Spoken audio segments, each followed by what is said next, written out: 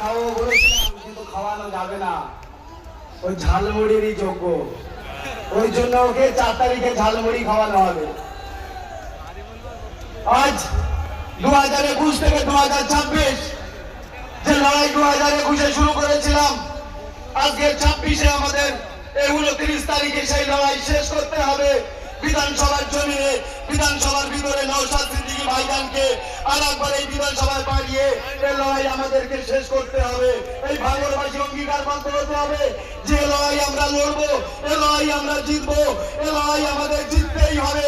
পারবে তো? আজকের রাতের দিনে কালকে যে অভিষেক ব্যানার্জি কানাডাতে মিটিং করে গেল, মিটিং করার পরেই ভাঙড়ের বুথে বুথে গিয়ে বলছে যে আমাদেরকে 50,000 ঘর দান করে গিয়েছে, আধার কার্ড নিয়ে আসো, তোমাদেরকে ঘর দেওয়া হবে। বলছে না? বলছে না? প্রত্যেক বুথে বুথে যারা নিরীহ আছে, একটু ভীতু আছে, তাদের বাড়ি বাড়ি গিয়ে বলছে ভাই আধার কার্ডটা দাও, তোমাদেরকে টাকা দেওয়া হবে। তো আমি এটাই বলতে চাইছি, ইলেকশন গাইডলাইনের ভিতরে ইলেকশন ঘোষণা হওয়া আর মাত্র 3 দিন বাকি। সরকারি আধিকারিকরা কিভাবে, পঞ্চায়েত মেম্বাররা কিভাবে, পঞ্চায়েত প্রধানরা এখন ঘর ঢোকাতে পারে, এইটা আমি প্রশাসনের কাছে জানতে চাই, বিডিও স্যারের কাছে জানতে চাই। যদি এই অফার তোমাদের কাছে থেকে থাকে তবে শুনে নাও, 4 তারিখেও আমাদের কাছে অফার আছে। এই লাইনের যতগুলো পেট্রোল পাম্প আছে, আমাদের যেসব ছেলেরা গাড়ি চাপো, বাইক চাপো, 4 টাকা চাপো, কেউ তেল করবে না, 1 মাস তোমাদেরকে ফ্রি তেল ভরানো হবে। আমাদের কিছু হারানোর নেই, আমাদের কিছু পাওয়ার নেই।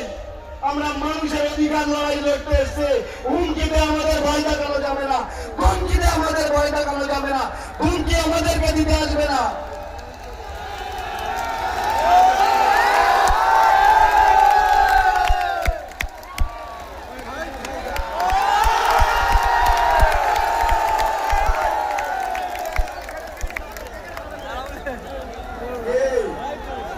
আমরা তো বাবুল সুপ্রিয় খেলিনি ভাই, তাই তো?